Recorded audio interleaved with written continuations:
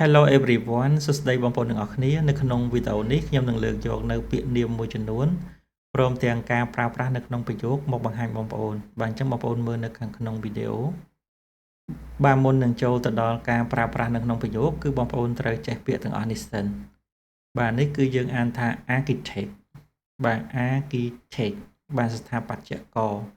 បាទអ្នកកសាងស្ពានផ្លូវថ្នល់អីគេហៅថា architect បាទស្ថាបត្យករអានេះខ្ញុំសេជាសិញខ្មែររបៀបអានខ្មែរអានេះយើងសេជាសិញអង់គ្លេសណាបាទ architect បាទស្ថាបត្យករអានេះយើងអានថា plumber បាទជាងទឹកបាទ plumber ជាងទឹកអញ្ចឹងអក្សរ B នេះអត់មានសំឡេងទេណាពាក្យនេះប្រយ័ត្នអានតិចដោយសារយើងពិបាកអានណា plumber ជាងទឹកអានេះយើងអានថា dentist បាទ dentist ពេទ្យធ្មេញឬមួយក៏យើងហៅថាតន្តពេទ្យហ្នឹងហើយតន្តពេទ្យឬមួយក៏ពេទ្យធ្មេញ dentist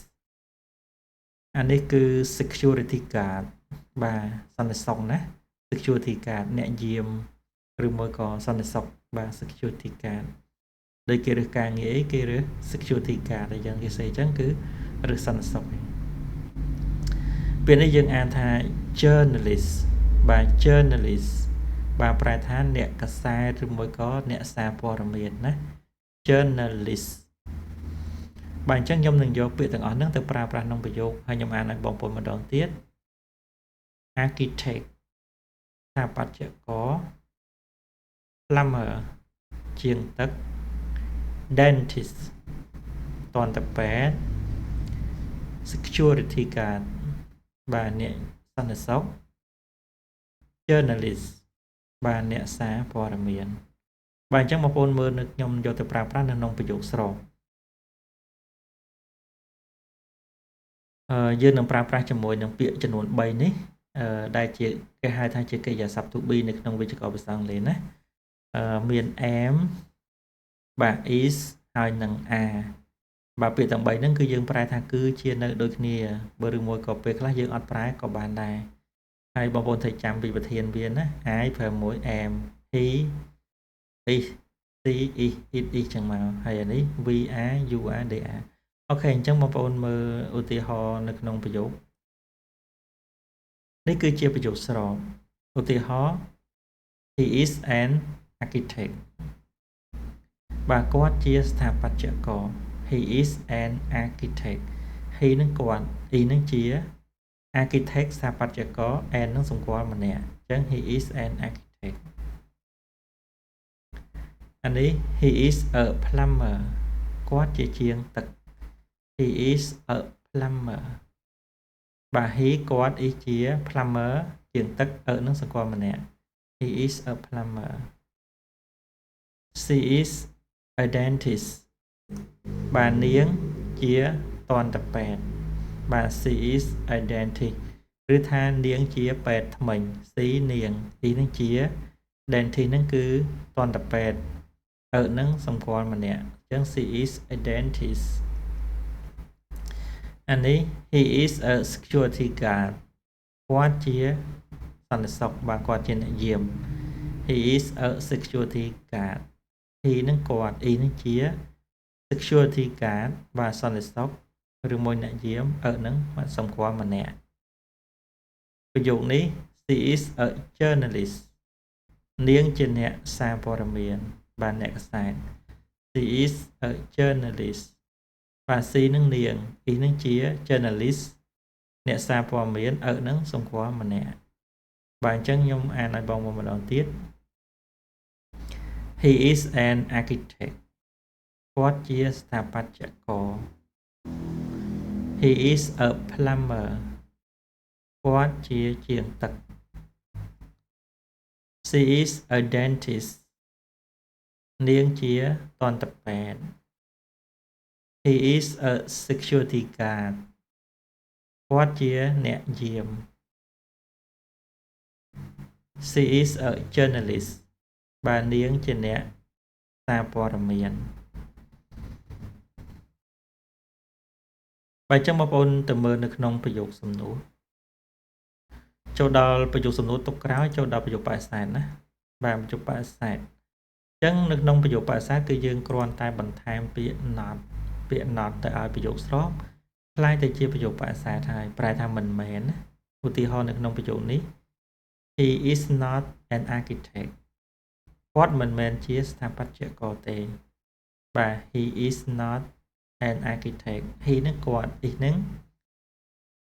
ជាដល់ពេលដាក់ not មកមិនអញ្ចឹងមិនមែនជា architect បាទស្ថាបត្យករ and នឹងម្នាក់អញ្ចឹងគាត់មិនមែនជាស្ថាបត្យករម្នាក់ទេតែខ្មែរយើងមិនបាច់ប្រែម្នាក់ទៀតទេវារៀងឆ្កងអញ្ចឹងណាតែដាក់ and មកសម្គាល់ម្នាក់ហ្នឹងឯង he is not an architect ឧទាហរណ៍ប្រយោគមួយនេះទៀត he is not a plumber គាត់មិនមែនជាជាងទឹកទេបបិសេធ not she is not a dentist នាងមិនមែនជាតន្តពេទ្យទេ she is not a dentist he is not a security guard គាត់មិនមែនជាអ្នកយាមទេ he is not a security guard she is not a journalist នាងមិនមែនជាអ្នកសារព័ត៌មានទេបើចឹងខ្ញុំអានឲ្យម្ដងទៀត he is not an architect បាទគាត់មិនមែនជាស្ថាបត្យករទេ he is not a plumber គាត់មិនមែនជាជាងទឹកទេ she is not a dentist នាងមិនមែនជាតន្តពេទ្យទេ he is not a security guard គាត់មិនមែនជាអ្នកយាមទេ she is not a journalist នាងមិនមែនជាអ្នកសារព័ត៌មានទេបើអញ្ចឹងបងប្អូនមើលការប្រើប្រាស់នៅក្នុងប្រយោគសំណួរម្ដងបាទនៅក្នុងប្រយោគសំណួរគឺយើងគ្រាន់តែលើក is ដាក់នៅខាងដើមបាទคล้ายទៅជាប្រយោគសំណួរហើយអញ្ចឹងឧទាហរណ៍នៅក្នុងប្រយោគនេះ is he an architect តើគាត់ជាស្ថាបត្យករឬបាទ is he an architect បាទអញ្ចឹងយើងលើក is នេះដាក់ដើមហើយ he នៅដដែលណាអញ្ចឹងកាលណាដាក់ is ដើមគឺសៀងសេអក្សរធំនៅដើមប្រយោគហើយក្រៅពីហ្នឹងគឺយើងសេអក្សរតូចធម្មតាវិញបាទ he គាត់ architect ស្ថាបត្យករ and ហ្នឹងម្នាក់អញ្ចឹង is he an architect តើគាត់ជាស្ថាបត្យករឬ is she a plumber តើគាត់ជាជាងទឹកឬ is she a dentist តើនាងជាតន្តពេទ្យឬ is he a security guard តើគាត់ជាអ្នកយាមឬ is she a journalist តើនាងជាអ្នកសារព័ត៌មានឬបាទអញ្ចឹងមិនមានអីលំបាកទេគ្រាន់តែលើក is នេះដាក់ខាងដើមនៅក្នុង to be ទាំង3ហ្នឹងបាទមាន am មាន is មាន are អញ្ចឹងកាលណាចង់បង្កើតជាប្រយោគសំណួរគឺយើងលើកវាដាក់នៅខាងដើមប្រយោគបាទខាងដើមប្រយោគហើយកាលណាស្ថិតនៅខាងដើមប្រយោគគឺយើងសេអក្សរធំដូច am នេះយើងសេ a ធំមក am is នេះយើងសេអក្សរ i ធំមកហើយ are នេះយើងសេអក្សរ a ធំមកដោយសារនៅក្នុងប្រយោគសំណួរអញ្ចឹងណាបាទអញ្ចឹងអរគុណបងប្អូនដែលបានតាមដាននៅការបង្រៀនភាសាអង់គ្លេសហើយបើសិនជាបងប្អូនចង់រៀនឬមួយក៏តាក់ទងជាសភៅអីបងប្អូនអាចមើលតំណែងនៅក្នុង description ខាងក្រោមវីដេអូបាទអញ្ចឹងអរគុណបងប្អូនសម្រាប់ការតាមដានវីដេអូហើយចាំជួបគ្នានៅវីដេអូក្រោយមួយទៀតបាទសូមជម្រាបលា